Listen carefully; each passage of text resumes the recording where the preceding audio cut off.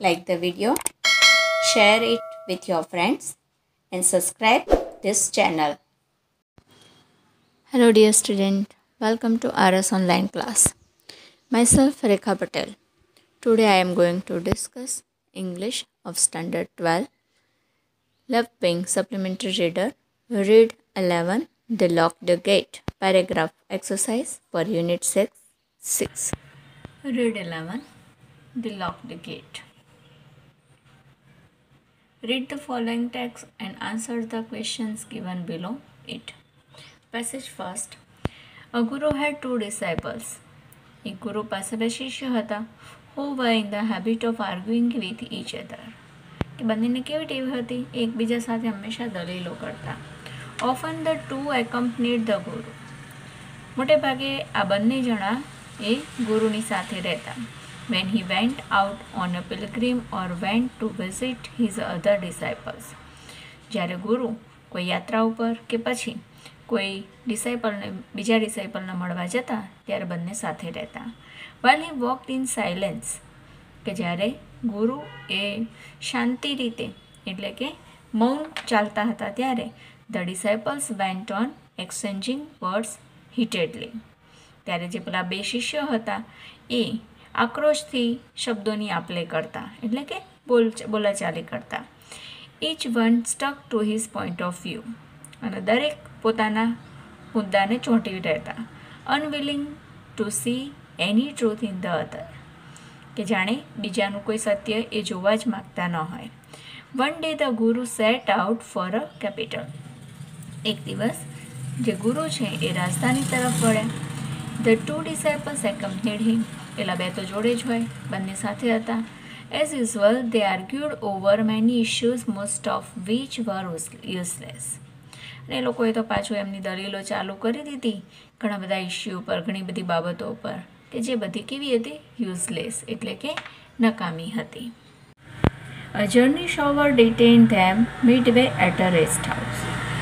હવે હેવી જે હતો શોવર એટલે ધોધમાર જે વરસાદ હતો એના કારણે એમની મુસાફરી વચ્ચે જ રેસ્ટ હાઉસની અંદર આરામગૃહની અંદર અટકાવવી પડી. ડિટેન એટલે પ્રિવેન્ટેડ from living or doing something, કોઈ કામ કરતાં રોકવું.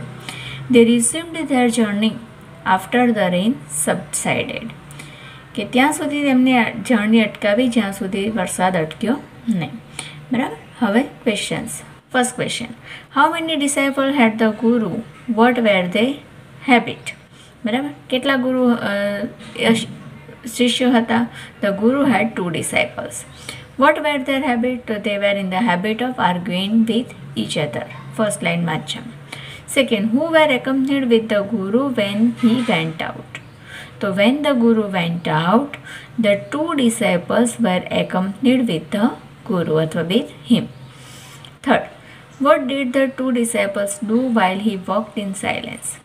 So while he walked in silence, the two disciples went on exchanging words heatedly. Fourth, what did the two disciples argue to him? So the two disciples argued over many issues, most of which were useless. And fifth, when did they resume their journey?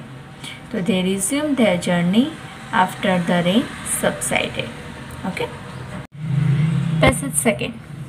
A guru observed the three men and listened to their angry exchanges.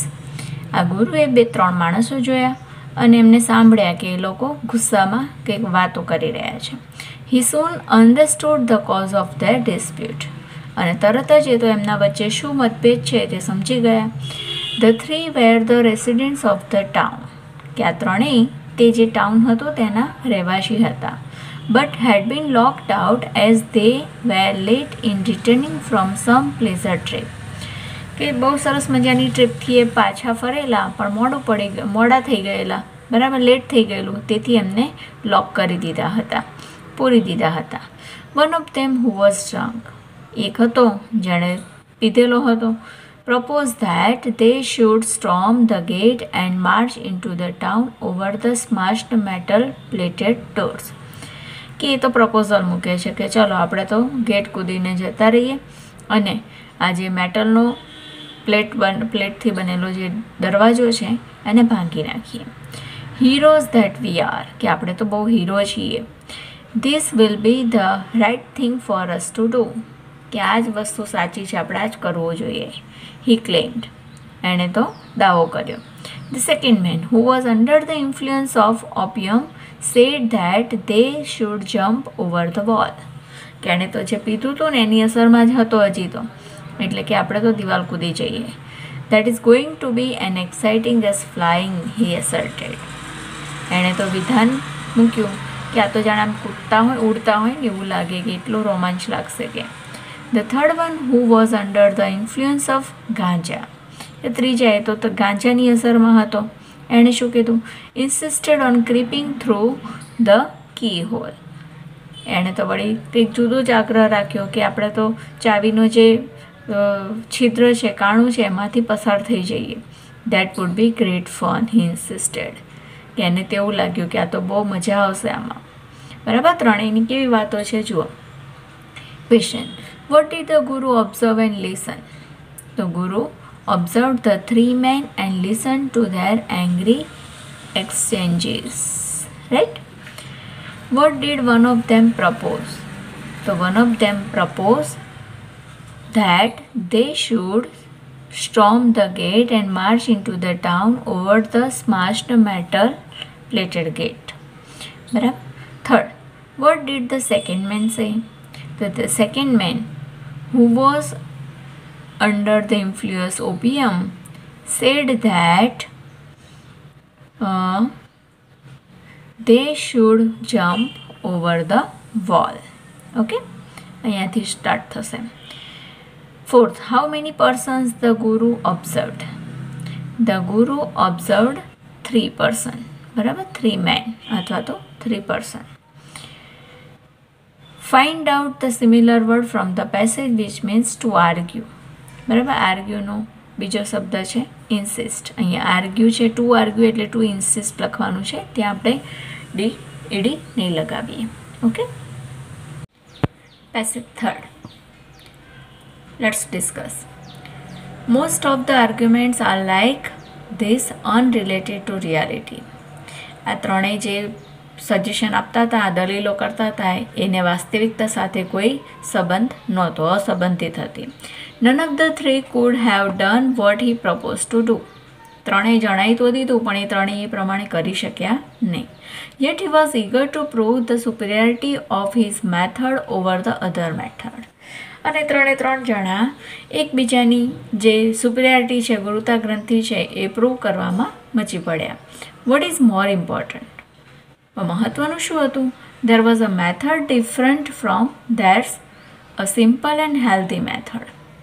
કે આ જે method હતી એ સાદી અને સુઘડ હોવી જોઈએ, એની જગ્યાએ ડિફરન્ટ જુદી હતી. That was to give their identity to the sentries and request them to open the gates. અને તેથી તેમણે એમની ઓળખ આપી, અને ઓળખ આપ્યા પછી જે ગેટ હતો એ ખોલવા માટે સેન્ટ્રી એટલે મંત્રીને જણાવ્યું. They would rather cling to their false and unreal method than thinking of the simple and true method. બરાબર, તે લોકોએ શું કરવું જોઈતું હતું કે તેમની ખોટી જે બાબતો છે એને વળગી રહેવા કરતાં, કે જે અનરિયલ મેથડ છે એને વળગી રહેવા કરતાં, જે સાચી અને સાદી મેથડ છે એના વિશે વિચાર કરવો હતો. એવું ઓબ્ઝર્વ ધ ગુરુએ ઓબ્ઝર્વેશન કર્યું. The two disable kept quiet. અત્યારે પેલા બે બંધ હતા, મૂંગા હતા. દે understood vote the guru head in mind there conduct. અને એ તો સમજી ગયા કે ગુરુના મગજમાં શું ચાલી રહ્યું છે. What did they learn from this story? બરાબર, તમે આ સ્ટોરીમાંથી શું શીખ્યા? Many beliefs are imposed on others in the name of religion. કે ઘણી માન્યતાઓ જે છે એ ધર્મના નામે લાદવામાં આવે છે. વિચ આર ઇનસિગ્નિફિકન્ટ, કે જેને કોઈ નિસ્બત હોતી નથી. Controversies resulting from discussion over such issues are meaningless and avoidable. કે જે ચર્ચાસ્પદ હોય છે એનું પરિણામ શું થાય છે? કે જે ડિસ્કશનનું પરિણામ શું આવે છે? કે જે મિનિંગલેસ હોય છે, કે જેને અવગણી ન શકાય તેવા જે હોય છે એની અંદર એ પરિણમે છે. બરાબર, તો answers. Question and answer. Are the most of arguments related to reality? So no, the most of the arguments are not related to reality. What was he eager to prove? So he was eager to prove the superiority of his method over the other method. Third, why were the two disciples kept quiet? બરાબર, તો the two disciples were kept quiet because they understood what the Guru had in mind their conduct.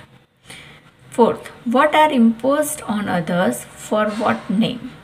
બરાબર, તો many beliefs are imposed on others in the name of religion, okay, which are insignificant. And last, why did controversies resulting from discussion? So controversies resulting from discussion over such issues are meaningless and avoidable. Okay, તો અહીંયા આપણે જે unit test 6 માટેના જે read છે લેપિંગના એ પૂરા કરીએ છીએ. નેક્સ્ટ 2 કે 3 રીડ બાકી છે જે આપણે આગળ વિડીયોમાં જોઈશું. ત્યાં સુધી bye, take care, thank you.